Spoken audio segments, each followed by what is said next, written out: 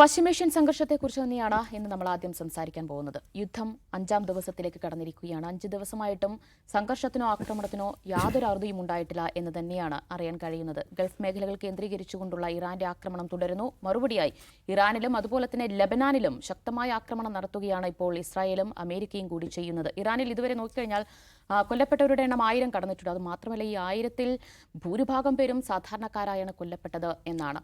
നോക്കൂ, ട്രംപ് നേരത്തെ തന്നെ വ്യക്തമാക്കിയിട്ടുണ്ട്, ഈ യുദ്ധം 4 ആഴ്ച വരെ നീണ്ടേക്കാം, 4 ആഴ്ച അതിൽ കൂടുതലോ നീണ്ടേക്കാം എന്നാണ് ട്രംപ് തന്നെ വ്യക്തമാക്കിയിട്ടുള്ളത്. അതിന് മറുപടിയായി ഇന്ന് ഇറാൻ പറഞ്ഞിട്ടുള്ളത്, ഒരു നീണ്ട യുദ്ധത്തിന് തങ്ങളും തയ്യാറാണ്, അതിനുള്ള എല്ലാ സജ്ജീകരണങ്ങളും തങ്ങളുടെ പക്കലുണ്ടെന്ന് ഇറാൻ കൂടി പറയുന്നുണ്ട്. എന്തായാലും ഈ സംഘർഷത്തിൽ US ആത്യന്തികമായി ലക്ഷ്യമിടുന്നത് ഇറാനിൽ ഒരു ഭരണമാറ്റം കൊണ്ടുവരിക എന്ന് തന്നെയാണ്. പക്ഷേ അത് ഈ വ്യോമാക്രമണത്തിലൂടെ നടക്കില്ല എന്ന് ട്രംപിന് നന്നായിട്ടറിയാം. അപ്പോൾ മറ്റൊരു പ്ലാനുമായി രംഗത്തെത്തിയിട്ടുണ്ട് ട്രംപ്. അത് വിമത കുർദിഷ് സേനയെ രംഗത്തിറക്കുക എന്നതാണ്. എന്ന് വെച്ച് കഴിഞ്ഞാൽ ഈ വിമത സേനയ്ക്ക് ആയുധവും പരിശീലനവും ഒക്കെ നൽകിക്കൊണ്ട് ഇറാൻ ഭരണകൂടത്തിനെതിരെ തിരിക്കുകയാണ് അപ്പോൾ ട്രംപ് ലക്ഷ്യമിടുന്നത്. അതിനുള്ള നീക്കങ്ങളും സജീവമാക്കി കഴിഞ്ഞിട്ടുണ്ട് എന്ന് തന്നെയാണ് റിപ്പോർട്ടുകൾ വരുന്നത്. ട്രംപിന്റെ നീക്കം ഫലം കാണുമോ എന്നുകൂടി നമുക്ക് നോക്കാം. ജിമ്മി ജെയിംസ്, എങ്ങനെയാണ് ഇപ്പോഴത്തെ ട്രംപിന്റെ ഈ പ്ലാനിനെ നോക്കിക്കാണുന്നത്? അത് ഫലം കാണുമോ? ഇറാനിൽ ഒരു ദീർഘകാലം കഴിഞ്ഞാലെങ്കിലും ഒരു ഭരണമാറ്റം കൊണ്ടുവരാൻ ട്രംപിന് സാധിക്കുമോ? 4 ആഴ്ച കൊണ്ട് യുദ്ധം നീളുമെന്ന് മാത്രമല്ല, ഇപ്പോൾ ട്രംപ് പുതുതായിട്ട് പറഞ്ഞിരിക്കുന്നത് വേണമെങ്കിൽ സൈന്യത്തെ അവിടെ ഇറക്കാം എന്നുകൂടി ട്രംപ് ഇപ്പോൾ പറഞ്ഞിട്ടുണ്ട്, വേണമെങ്കിൽ. അപ്പോൾ ഇത് യുദ്ധം തുടങ്ങിയത് ഇസ്രായേലും അമേരിക്കയും കൂടിയാണ്. ഇത് ആര് നിർത്തും എന്നൊരു ചോദ്യത്തിന് വലിയ പ്രസക്തിയുണ്ട്. ഒരു തരത്തിലുള്ള സമാധാന ശ്രമങ്ങളെക്കുറിച്ചുള്ള ആരും ഒന്നും പറയുന്നില്ല. ഇസ്രായേലുമായിട്ടായാലും അമേരിക്കയായിട്ടായാലും ഇറാൻ നിരന്തരം മിസൈലുകളുടെ വലിയ ശരവർഷം നടത്തിക്കൊണ്ടിരിക്കുകയാണ്. ഒരു തരത്തിലും കുലുക്കമില്ല. 5 ദിവസമാകുമ്പോഴും ഇന്നലെ രാത്രിയും ടെൽ അവീവിൽ നമ്മൾ ദൃശ്യങ്ങൾ കണ്ടു മിസൈൽ വീണ് പൊട്ടുന്നത്. അപ്പോൾ യുദ്ധത്തിൻ്റെ ഒരു ഘട്ടം കഴിയുമ്പോൾ ഇത് നിൽക്കുന്നില്ലെന്ന് മാത്രമല്ല, കുറച്ചുകൂടെ അക്രമോത്സവമാകുകയാണ്. അപ്പോഴാണ് ഡൊണാൾഡ് ട്രംപ് വേണമെങ്കിൽ സൈന്യത്തെ ഇറാനിലേക്ക് ഞാൻ അയക്കുന്നത് വേണമെങ്കിൽ ആലോചിക്കുന്നു പറയുന്നത്. സത്യത്തിൽ ആത്മഹത്യാപരമാണ്. അമേരിക്ക അങ്ങനെ എങ്ങാനും ചെയ്താൽ ഇറാൻ യുദ്ധം കാൽഭാഗം ജയിച്ചു എന്ന് വേണം കരുതാൻ. കാരണം അവരുടെ ഇതിലേക്കാണ് വരുന്നത്, അവരുടെ ഭൂമികയിലേക്കാണ് അമേരിക്കൻ സൈന്യം ഇറങ്ങി ചെല്ലാൻ പോകുന്നത്. അപ്പോൾ ചുരുക്കത്തിൽ ഇതിൻ്റെ അർത്ഥം എന്താണെന്ന് ചോദിച്ചാൽ, അമേരിക്ക വിചാരിച്ചതുപോലെ ഇസ്രായേൽ വിചാരിച്ചതുപോലെ ഈ പരിപാടി നടക്കുന്നില്ല എന്നുള്ളത് ഇതിനോടകം വ്യക്തമാണ്. എന്ത് ചെയ്യും? 2 പ്രശ്നങ്ങൾ ഇവരുടെ മുമ്പിലുണ്ട്. ഒന്ന്, ഒക്ടോബറിൽ ഇസ്രായേൽ ഇലക്ഷൻ വരാൻ പോവാണ്. ബെഞ്ചമിൻ നെതന്യാഹു ഒരു വലിയ അഴിമതി കേസിൽ കോടതി നടപടികൾ നേരിട്ടുകൊണ്ടിരിക്കുകയുമാണ്. ഈ 2 വിഷയങ്ങളും ഇതൊക്കെ കൊണ്ട് മറികടക്കാം എന്ന് അദ്ദേഹം കരുതുന്നുണ്ടാവാം. 2023 1000-ലധികം ഇസ്രായേലിൽ കൊല്ലപ്പെട്ട ആ സംഭവത്തിൻ്റെ കറ ഇതോടുകൂടി മാഞ്ഞു പോകും എന്നും ബെഞ്ചമിൻ നെതന്യാഹു വിചാരിക്കുന്നുണ്ടാവാം. പക്ഷേ ഈ ആക്രമണം പോലും അവിടെ അദ്ദേഹത്തിൻ്റെ കൂടെയുള്ള തീവ്ര വലതുപക്ഷത്തെ പോലും സമാധാനിപ്പിക്കുന്നില്ല. അടുത്ത ഇലക്ഷനിൽ ബെഞ്ചമിൻ നെതന്യാഹുവിൻ്റെ കാര്യം വളരെ ബുദ്ധിമുട്ടാണെന്നാണ് ഇപ്പോഴും പറഞ്ഞു കേൾക്കുന്നത്. ഇതുപോലെ തന്നെയാണ് ഡൊണാൾഡ് ട്രംപിൻ്റെ പാർട്ടിയുടെയും കാര്യം. മിഡ് ടേം ഇലക്ഷനിൽ കോൺഗ്രസിൽ അവിടെ സാധാരണ പ്രസിഡന്റിൻ്റെ പാർട്ടി തോക്കാറുണ്ട്. ഇത്തവണയും ആ സ്ഥിതിയിലേക്ക് കാര്യങ്ങൾ പോകുന്നു. ട്രംപിൻ്റെ ജനപ്രീതി ഇടിയുകയും ചെയ്യുകയാണ്. എന്തെങ്കിലുമൊക്കെ ഉടനെ ചെയ്തേ പറ്റൂ എന്നുള്ളതാണ് വിഷയം. ഇതിനു മുമ്പ് നടന്ന പാളിപ്പോയ മറ്റ് രാജ്യങ്ങളിലെ അധികാര കൈമാറ്റത്തിനോ മറ്റ് രാജ്യങ്ങളെ തകർക്കാനുള്ള ശ്രമങ്ങളിലെല്ലാം സംഭവിച്ച പാളിച്ചകൾ തനിക്കുണ്ടായാൽ ആരാണ് ഡൊണാൾഡ് ട്രംപ് എന്നോർത്ത് നോക്കൂ. ഓരോ തവണയും അമേരിക്ക സിറിയയിലേക്കായാലും മറ്റൊരു സ്ഥലങ്ങളിലേക്കായാലും യുദ്ധം തുടങ്ങി വയ്ക്കുമ്പോൾ ഇത് മണ്ടത്തരമാണെന്നും ഒരു കാരണവശാലും നമുക്ക് ആവശ്യമില്ലാതെ യുദ്ധം ഏറ്റെടുക്കരുത് എന്ന് പറഞ്ഞ ആളാണ് ട്രംപ്. ആ ട്രംപ് തന്നെയാണ് ഇപ്പോൾ ഈ പണി മുഴുവൻ ചെയ്യുന്നത്. അപ്പോൾ ട്രംപിനെ സംബന്ധിച്ചിടത്തോളം അദ്ദേഹം പറഞ്ഞ വാക്ക് വിഴുങ്ങിയ ശേഷം ചെയ്ത കാര്യം അത് ഉടനെ ശരിയാവണം. ഒരു ലോങ് ടൈമിൽ ശരിയായാൽ പോരാ. അവിടെ തുടങ്ങി വെച്ച ആളുകൾക്ക് പോലും ഇതിനകത്തുനിന്ന് പിന്മാറാൻ പറ്റില്ല എന്നുള്ളതാണ് പ്രശ്നം. ഇസ്രായേലും അമേരിക്കയും ഒരുമിച്ച് യുദ്ധം തുടങ്ങിയെങ്കിലും 2 പേരുടെയും ലക്ഷ്യങ്ങൾ രണ്ടാകാനും 2 പേരുടെയും ഇതിനകത്തുള്ള താല്പര്യങ്ങൾ രണ്ടാകാനും 2 പേർക്കും എത്ര കാലം ഈ യുദ്ധം തുടരണമെന്നതിനെക്കുറിച്ചുള്ള ഒരു അഭിപ്രായ വ്യത്യാസം പോലും വരാനുള്ള സാധ്യതയുണ്ട്. 12 ഡേ വാർ നടക്കുമ്പോൾ ആ യുദ്ധത്തിന് ശേഷം ഡൊണാൾഡ് ട്രംപ് അവകാശപ്പെട്ടത് ഇറാൻ്റെ ആണവശേഷി മുഴുവൻ ഞങ്ങൾ നശിപ്പിച്ചു കഴിഞ്ഞു, ഇനി അവർക്ക് ബോംബ് ഉണ്ടാക്കാൻ പറ്റില്ല എന്നാണ്. അപ്പോൾ പിന്നെ ഇപ്പോൾ എന്തിനാണ് യുദ്ധം ചെയ്തത് എന്നൊരു ചോദ്യമുണ്ട്. അതിനുണ്ടാക്കിയ ഒരു കഥയാണ് അധികാര കൈമാറ്റമാണ് ഞങ്ങളുടെ ലക്ഷ്യം എന്നുള്ളത്. അങ്ങനെ പറഞ്ഞതോടുകൂടി തന്നെ ഒരു ഒരു ഒരു ഒരു ഒപ്റ്റിക്സ് ലെവലിൽ കാര്യങ്ങൾ പാളുകയാണ്. അപ്പോൾ യുദ്ധം ജയിക്കണമെങ്കിൽ എന്താവണം? അധികാര കൈമാറ്റം ഉണ്ടാകണം. അല്ലെങ്കിൽ ട്രംപ് തന്നെ പ്രഖ്യാപിച്ച ഉദ്ദേശ ലക്ഷ്യം നടപ്പാകുന്നില്ല എന്നൊരു പ്രശ്നം കൂടെയുണ്ട്. ഇനി അധികാര കൈമാറ്റം നടക്കാൻ സാധിക്കുമോ? നമ്മൾ കഴിഞ്ഞ ദിവസങ്ങൾ ചർച്ച ചെയ്തതുപോലെ ഒരു സാധ്യതയുമില്ലാത്ത വിദൂര സ്വപ്നങ്ങളിൽ പോലും ഇറാനിൽ നിങ്ങൾക്ക് ഒരു പഞ്ചായത്ത് പ്രസിഡന്റിനെ പോലും നിങ്ങൾക്ക് മാറ്റാൻ പറ്റില്ല എന്നുള്ളതാണ് സ്ഥിതി. അതാണ് അവിടുത്തെ റിയാലിറ്റി. കാരണം അങ്ങനെ ഒരു പ്രതിപക്ഷം അവിടെ ഇല്ല. അതിപ്പോൾ ഇറാൻ്റെ ആഭ്യന്തര സംഘർഷങ്ങളും ആഭ്യന്തര വിഷയങ്ങളും എന്തോ ആയിക്കോട്ടെ, പക്ഷേ പ്രായോഗികമായി നിങ്ങൾക്ക് പുതിയ ഒരു ഭരണ സംവിധാനത്തെ കൊണ്ടുവരാൻ പറ്റുമോ എന്ന് ചോദിച്ചാൽ it's a perfect emphatic no. അപ്പോൾ എന്താ ചെയ്യുക? ഇത് കുടുങ്ങാൻ പോവുകയാണെന്നാണ് ഞാൻ മനസ്സിലാക്കുന്നത്. അതേസമയം ഇപ്പോൾ ഇന്നലെ ഉണ്ടായ ഒരു പ്രധാനപ്പെട്ട കാര്യം, നാറ്റോയിലെ സഖ്യകക്ഷിയായ സ്പെയിൻ ഈ യുദ്ധത്തിൽ അവരുടെ രാജ്യത്ത് നിന്നുകൊണ്ട് ഈ യുദ്ധത്തിന് അമേരിക്കയുടെ ബേസായി നൽകാനോ യുദ്ധത്തിൽ അമേരിക്കയ്ക്ക് ആ സ്ഥലം ഉപയോഗിക്കാനോ പറ്റില്ല എന്ന് പറഞ്ഞു കഴിഞ്ഞു. അതിന് ട്രംപ് പറഞ്ഞ മറുപടി ഭയങ്കര രസകരമാണ്. ഞങ്ങൾക്ക് വേണമെങ്കിൽ സുഖമായി അവന്മാരോട് ചോദിക്കാതെ അവരുടെ രാജ്യത്ത് പോയി യുദ്ധം നടത്താം, അതൊന്നും പ്രശ്നമല്ല, പക്ഷെ നമുക്ക് വേണ്ട. It's A great country but bad leadership. അതുകൊണ്ട് ഞങ്ങൾ ചെയ്യാൻ പോകുന്നത് അവർക്കെതിരെ സാങ്ഷൻസ് നടത്താൻ പോവാണ്. അതേസമയം ഫ്രാൻസ് പടക്കപ്പലിറക്കി, നാറ്റോയിലെ മറ്റ് രാജ്യങ്ങളൊക്കെ ഉണ്ട്. പക്ഷേ പ്രശ്നം എണ്ണവില കുതിച്ചുയരുകയാണ്, ഗ്യാസിൻ്റെ വില കുതിച്ചുയരാൻ പോവുകയാണ്. ഈ യൂറോപ്യൻ രാജ്യങ്ങൾക്കൊക്കെ ഇതൊരു വലിയ പ്രശ്നമാണ്. GCC രാജ്യങ്ങളെ സംബന്ധിച്ചിടത്തോളം ഇത് വലിയ പ്രതിസന്ധിയാണ്. ഈ യുദ്ധം നീണ്ടു നിൽക്കാൻ പറ്റില്ല. അതുകൊണ്ടാണ് ട്രംപ് തുടങ്ങുമ്പോൾ ഇവരോടൊക്കെ പറഞ്ഞിട്ടുണ്ടാവുക 4 ദിവസം കൊണ്ട് തീർത്തു തരാം എന്നുള്ളത് തന്നെ ആയിരിക്കും. അതിനുശേഷം ഞങ്ങൾ വിഡ്രോ ചെയ്യും എന്നാണ് പറഞ്ഞത്. പക്ഷേ വിഡ്രോ ചെയ്യാൻ പറ്റില്ല. ഇസ്രായേലിൻ്റെയും അമേരിക്കയ്ക്കുമെതിരെയും മറ്റ് GCC രാജ്യങ്ങൾക്കെതിരെയും ആയിരക്കണക്കിന് മിസൈലുകൾ ഇനിയും അടിക്കാൻ ബാക്കിയുണ്ട്. അപ്പോൾ അത് തീർക്കാതെ തിരിച്ചു പോകാനും പറ്റില്ല. ചുരുക്കത്തിൽ ഈ തടിക്കിടയിൽ കുരങ്ങൻ്റെ വാലിപ്പെട്ടതുപോലെ ഇതിനകത്ത് പെടാൻ പോവുകയാണ്. ഇത് ചരിത്രം പുതിയതല്ല. എല്ലാ സ്ഥലങ്ങളിലും അമേരിക്ക ഇങ്ങനെ പോയി പെട്ടിട്ടുണ്ട്. അവിടെ പോയി ഇപ്പോൾ ശരിയാക്കി തരാമെന്ന് പോവുകയും അവസാനം ഒന്നും നടക്കാതെ ആകെ അലങ്കോലമായി എങ്ങനെയെങ്കിലും അവിടുന്ന് പിന്മാറേണ്ട ഒരു അവസ്ഥ വന്നിട്ടുണ്ട്. ഇത് ട്രംപ് തന്നെ പറഞ്ഞതാണ്. അഫ്ഗാനിസ്ഥാനിൽ അങ്ങനെയാണ് ട്രംപ് ഇറങ്ങിയിട്ട് അമേരിക്കൻ സൈന്യത്തെ ട്രംപ് പിൻവലിച്ചത്. എല്ലാ സ്ഥലങ്ങളിലും, ഇറാഖിൽ, ഇതെല്ലായിടത്തും ഇങ്ങനെയാണ്. ചുരുക്കത്തിൽ ജയിച്ചു എന്ന് നിങ്ങൾ പ്രത്യക്ഷത്തിൽ തോന്നുന്ന രാജ്യങ്ങൾ വലിയ പരാജയം ഏറ്റുവാങ്ങുന്ന ഒരു ഭയങ്കര രസകരമായ ഒരു അവസ്ഥയിലേക്ക് കാര്യങ്ങൾ പോകും. കാരണം അവർ തന്നെ പ്രഖ്യാപിച്ച ലക്ഷ്യം അധികാര കൈമാറ്റമാണ്. ഇനി അതില്ലെങ്കിലും ഇറാൻ്റെ സൈനിക ശേഷി അവസാനിപ്പിക്കുകയെങ്കിലും വേണം. അതുവരെ യുദ്ധം തുടരും. അതുകൊണ്ട് മിഡ് ടേം ഇലക്ഷൻസിലും ബെഞ്ചമിൻ നെതന്യാഹുവിന് ഇസ്രായേലിലെ തെരഞ്ഞെടുപ്പിലും മറികടക്കാനാവുമെങ്കിൽ അത് ഒരു വിജയമായിരിക്കും. കാത്തിരുന്ന് കാണാം. പക്ഷേ അതിന് ഇറാനെ നാമാവിശേഷമാക്കണം അധികം താമസിയാതെ. അതോടൊപ്പം GCCയിലും ടെല്ലവിവിലും വീഴുന്ന മിസൈലുകളുടെ എണ്ണം കുറയ്ക്കുകയെങ്കിലും വേണം. യെസ്, അജിംസ്, ഒരു ചൊല്ലുണ്ട്, അമ്മാത്തുനിന്ന് ഇറങ്ങുകയും ചെയ്തു ഇല്ലത്തൊട്ട് എത്തിയില്ല എന്ന്. ഇതിപ്പോൾ യുദ്ധം തുടങ്ങുകയും ചെയ്തു, അതൊട്ട് അവസാനിപ്പിക്കാനും കഴിയാത്ത ഒരവസ്ഥയിലാണോ ട്രംപ് ഉള്ളത് എന്ന് വെച്ച് കഴിഞ്ഞാൽ വലിയ പാളിച്ച ഇക്കാര്യത്തിൽ ഉണ്ടായി, തുടങ്ങിപ്പോയി എന്നൊരു യാഥാർത്ഥ്യം തിരിച്ചറിഞ്ഞു കഴിഞ്ഞു ട്രംപ്? ഈ അമേരിക്കൻ രാഷ്ട്രീയത്തിൽ വളരെ വിചിത്രമായ ചില കാര്യങ്ങളുണ്ട്. ഇപ്പോൾ ഡെമോക്രാറ്റ് പാർട്ടി എന്ന് പറഞ്ഞാൽ നമ്മൾ പൊതുവെ പുറത്തുനിന്ന് നോക്കുന്നവർക്ക് അത് കുറച്ച് പുരോഗമന സ്വഭാവമുള്ള പാർട്ടിയും റിപ്പബ്ലിക്കൻ പാർട്ടി ഒരു വലതുപക്ഷ പാർട്ടിയായിട്ടാണ് പൊതുവെ കാണുന്നത്. പക്ഷേ അതിൻ്റെ ചരിത്രത്തിൽ ഈ 2 പാർട്ടികൾ തമ്മിലുള്ള പോരാട്ടമാണല്ലോ ഈ അമേരിക്കൻ രാഷ്ട്രീയം. പക്ഷേ അതിൻ്റെ ചരിത്രത്തിൽ പലപ്പോഴും അതിങ്ങനെ ഫ്ലിപ്പ് അറൗണ്ട് ചെയ്യുന്നത് കാണാം. ചിലപ്പോൾ എബ്രഹാം ലിങ്കൺ റിപ്പബ്ലിക്കൻ പാർട്ടിയായിരുന്നു, അടിമത്തം നിരോധിച്ച എബ്രഹാം ലിങ്കൺ. ഡൊണാൾഡ് ട്രംപ് യുദ്ധമേ ചെയ്യരുതെന്ന് പറഞ്ഞ ഡൊണാൾഡ് ട്രംപ് റിപ്പബ്ലിക്കൻ പാർട്ടിയാണ്. ഇന്ന് യുദ്ധം ചെയ്യുന്ന ഡൊണാൾഡ് ട്രംപാണ്. ഇനി ഡെമോക്രാറ്റുകൾക്കെതിരെയുള്ള ഡൊണാൾഡ് ട്രംപിൻ്റെ ഏറ്റവും പ്രധാനപ്പെട്ട തെരഞ്ഞെടുപ്പ് പ്രചാരണായുധം എന്താണ്? അമേരിക്കയ്ക്ക് ആവശ്യമില്ലാത്ത യുദ്ധങ്ങൾ പോയി ചെയ്യുന്നു, വിദേശത്ത് പോയി യുദ്ധം ചെയ്യുന്നു, നമ്മുടെ കാശ് മുടിക്കുന്നു. ഇതൊക്കെയാണ് പ്രധാനപ്പെട്ട, അതായത് ട്രംപ് അധികാരത്തിൽ വരാനിടയാക്കിയ രാഷ്ട്രീയ പ്രചാരണം അതായിരുന്നു. അപ്പോൾ അത് ശരിയാണല്ലോ എന്ന് ഈ തീവ്ര വലതുപക്ഷ ഗ്രൂപ്പുകൾ ഉൾപ്പെടെയുള്ള റിപ്പബ്ലിക്കൻ ബേസിൽ തോന്നുകയാണ്. ശരിയാണല്ലോ, നമ്മൾ എന്താണ് ഇസ്രായേലിന് വേണ്ടി യുദ്ധം ചെയ്യുന്നത്? നമ്മൾ എന്തിനാണ് മറ്റിടത്ത് പോയി മറ്റുള്ളവർ രാഷ്ട്രീയ കാര്യങ്ങളിൽ ഇടപെടുന്നത്? അമേരിക്ക ഫസ്റ്റ് എന്ന് പറഞ്ഞാൽ അമേരിക്കയുടെ കാര്യം നോക്കിയാൽ പോരെ എന്ന് ഈ റിപ്പബ്ലിക്കൻ വോട്ടർമാർ തീരുമാനിക്കുകയാണ്.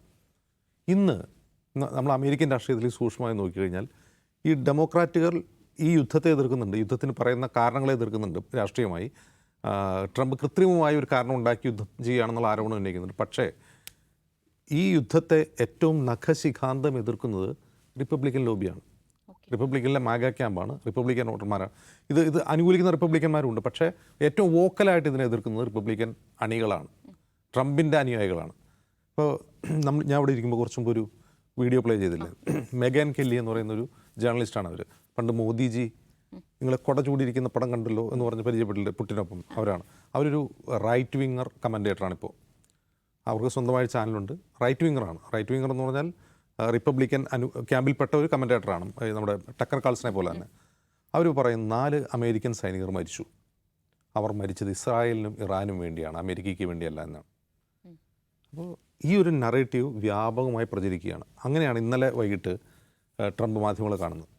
ട്രംപ് മാധ്യമങ്ങളെ മറ്റേ ജർമ്മൻ ചാൻസലറുമായിട്ടുള്ള അഭിമുഖത്തിന് ശേഷം കാണുകയാണ്.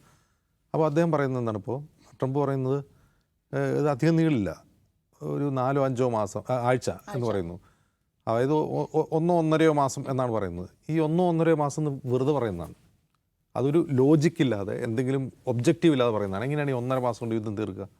1.5 മാസം കൊണ്ട് എന്താണ് ചെയ്യാൻ പോകുന്നത്? റെജീം ചേഞ്ച് നടക്കുമോ? ഇല്ല. കാരണം ഇവരിതുവരെയും പുതിയ ആയത്തുള്ളയെ പ്രഖ്യാപിച്ചിട്ടില്ല. അവരുടെ ലൈനിൽ കുറേ 4-5 പേരുണ്ട്. ആയത്തുള്ള ഖാംനയുടെ മകൻ മുജ്തബ ഖാംനയി ആയിരിക്കും എന്നൊക്കെ മാധ്യമങ്ങൾ പ്രവചിക്കുന്നുണ്ട്. അറിയില്ല ആരാണ് വരാൻ പോകുന്നത്. അപ്പോഴാണ് ഇസ്രായേൽ പ്രഖ്യാപിക്കുന്നത് ഇനി ആയത്തുള്ള റിപ്ലേസ് ചെയ്ത് വരുന്ന നേതാവിനെ ഞങ്ങൾ വധിക്കും. അതായത് ഹമാസിൻ്റെ ലീഡർഷിപ്പിനെ എങ്ങനെ വധിച്ചോ അതുപോലെ ഇറാൻ്റെ ലീഡർഷിപ്പിനെയും വേട്ടയാടി വധിക്കും എന്നുള്ളതാണ് ഇസ്രായേലിൻ്റെ ഒബ്ജക്റ്റീവ്. ഇവിടെ ജിമ്മി പറഞ്ഞല്ലോ, ഇസ്രായേലിൻ്റെയും ഇറാൻ്റെയും അമേരിക്കയുടെയും ഒബ്ജക്റ്റീവ്സ്, യുദ്ധത്തിൻ്റെ ഒബ്ജക്റ്റീവ്സ് വേറെ വേറെയാണല്ലോ. കോമൺ ഒബ്ജക്റ്റീവ്സും ഉണ്ട്, വേറെ വേറെയുള്ള ഒബ്ജക്റ്റീവ്സും ഉണ്ട്, ഓവർലാപ്പ് ചെയ്യുന്ന ഒബ്ജക്റ്റീവ്സും ഉണ്ട്. അപ്പോൾ ഈ ഒബ്ജക്റ്റീവ്സിൽ ഈ ഇറാൻ ലീഡർഷിപ്പിനെ വേട്ടയാടി വധിച്ചുകൊണ്ടേയിരിക്കുക, ഹമാസ് ലീഡർഷിപ്പിനെ കൊല്ലുന്ന പോലെ വധിച്ചുകൊണ്ടിരിക്കുക എന്നുള്ളത് ഇറാൻ്റെ ഒരു ലക്ഷ്യമാണ്. ഇസ്രായേലിൻ്റെ ഇറാനെ ഡീസ്റ്റെബിലൈസ് ചെയ്യുക അത് അമേരിക്കയുടെ ലക്ഷ്യമല്ല. ഇറാനെ വട്ടം മുറിച്ച് 3-4 രാജ്യങ്ങളാക്കി മാറ്റുക അത് ഇസ്രായേലിൻ്റെ ലക്ഷ്യമാണ്, അത് അമേരിക്കയുടെ ലക്ഷ്യമല്ല. ന്യൂക്ലിയർ ഫെസിലിറ്റി തകർക്കുക അത് അമേരിക്കയുടെയും ഇസ്രായേലിൻ്റെ ഒരേപോലെ ലക്ഷ്യമാണ്.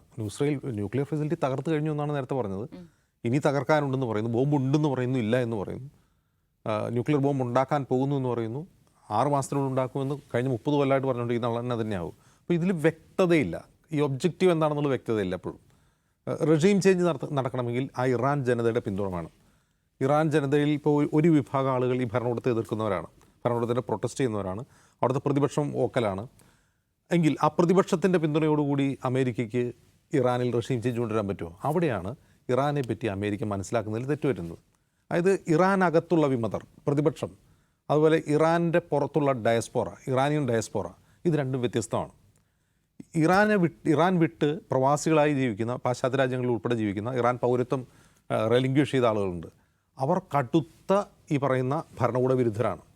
ഖുമൈനിക്കും ഖാംനയ്ക്കും എതിരാണ് അവർ ആ ഭരണകൂടം മുന്നോട്ട് വയ്ക്കുന്ന ലോകവീക്ഷണത്തെയും വിദേശ നയത്തെയും അവരുടെ അടിസ്ഥാന സിദ്ധാന്തങ്ങളെയൊക്കെ എതിർക്കുന്നവരാണ്, കടുത്ത എതിർപ്പ് ഉയർന്നവരാണ്.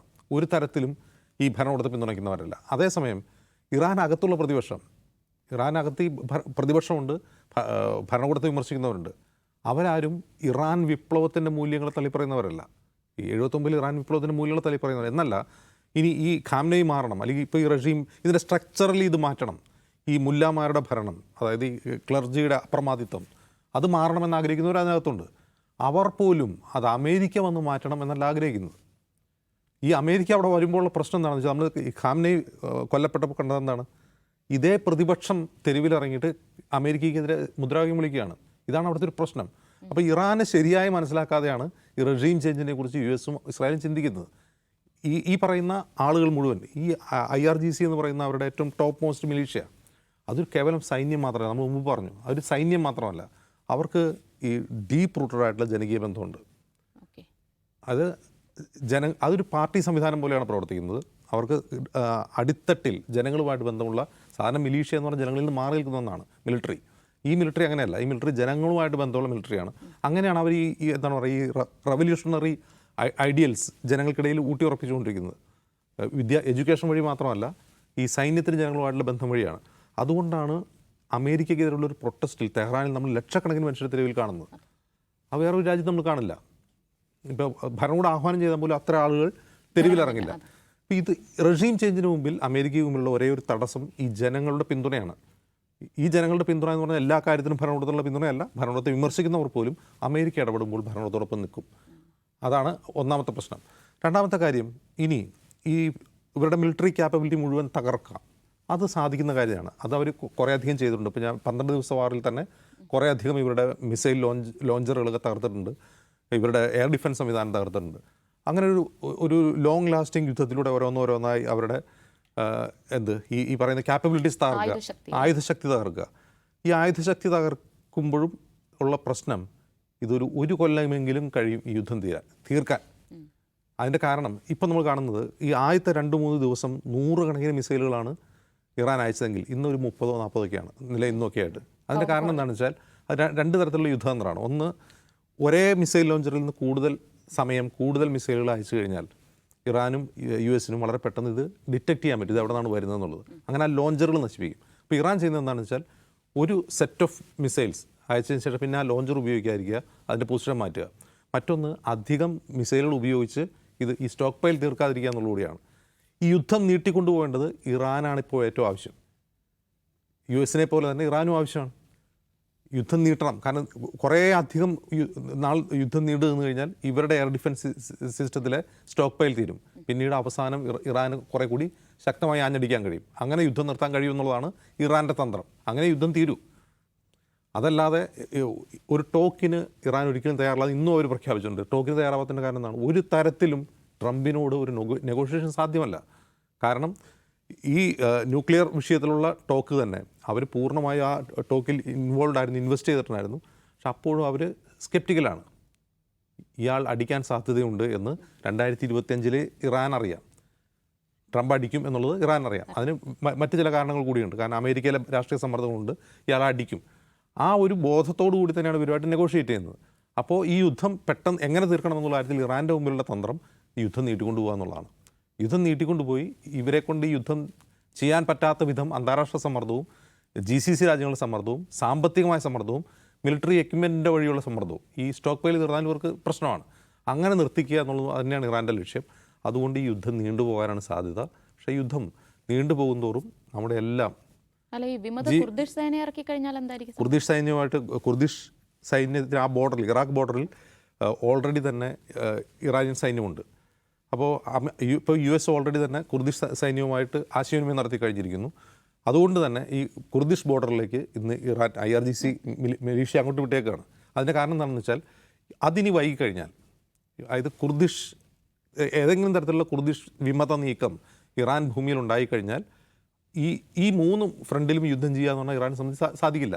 ഇപ്പോൾ ഈ വളരെ മൈൽഡായിട്ട് നിൽക്കുന്ന ഈ സമയത്ത് കുർദിഷ് പ്രശ്നം എന്തെങ്കിലും ഉണ്ടെങ്കിൽ അത് ഒതുക്കി തീർക്കുക, എന്നിട്ട് സ്വസ്ഥമായി ഇസ്രായേലിനെയും US നേരിടുക എന്നാണ് ഇപ്പോഴത്തെ തന്ത്രം.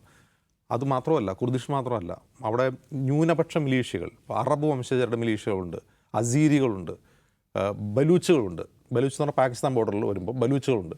ഇവരെയൊക്കെ ആയുധോണിക്കുന്ന അമേരിക്ക തന്നെയാണ് നേരത്തെ തന്നെ. അവരെ കൂടി ഇളക്കി വിട്ട് കഴിഞ്ഞാൽ ഇറാൻ ആകപ്പെട്ടു പോകും. അപ്പോൾ ഇപ്പോൾ ഇറാൻ ചെയ്തുകൊണ്ടിരിക്കുന്നത് ഇത്തരത്തിലുള്ള വരാൻ സാധ്യതയുള്ള റിവോൾട്ടുകളെ തടയുക എന്നുള്ളതാണ്. കുർദ് ഭാഗത്തു നിന്നാണെങ്കിലും അസീരികളുടെ ആണെങ്കിലും ബലൂച്ചുകളുടെ ആണെങ്കിലും അറബ് വംശജരുടെ ആണെങ്കിലും അത് തടയുക എന്നുള്ളതാണ് ഇപ്പോൾ അവർ ചെയ്തുകൊണ്ടിരിക്കുന്നത്. അതുകൊണ്ടാണ് ഈ മിസൈലുകളുടെ എണ്ണം കുറയ്ക്കുന്നത്. അപ്പോൾ ഇത് നീട്ടിക്കൊണ്ടു എന്നുള്ളത് ഇറാൻ്റെ ലക്ഷ്യം. ഇതല്ലാതെ തീർക്കാൻ കഴിയില്ല. ഇറാനെ സംബന്ധിച്ച് ഈ യുദ്ധം അവസാനിപ്പിക്കാൻ കഴിയില്ല. ചർച്ചയ്ക്ക് പ്രസക്തിയേ ഇല്ല. ചർച്ചയ്ക്ക് ഒരു പ്രസക്തിയില്ല ട്രംപുമായി എന്നവർ മനസ്സിലാക്കുന്നു. ഇത് ഈ നീട്ടുക എന്നുള്ളത് ഇറാൻ്റെ കൂടി ആവശ്യമാണ്. ഇത് നീട്ടുക എന്നുള്ളത് എത്രമാത്രം സാധ്യമാണെന്നുള്ളത് US ഇപ്പോഴത്തെ ചർച്ച. US ചർച്ച, ഒന്നാമത്തെ ചർച്ച, എന്താണ് ഈ യുദ്ധത്തിൻ്റെ ഒബ്ജക്റ്റീവ്? ജിമ്മി ചോദിച്ചതുപോലെ ഒബ്ജക്റ്റീവ് എന്താണ്? ഇതാണ് ട്രംപ് ക്യാമ്പ് ട്രംപിനോട് ചോദിക്കുന്നത്.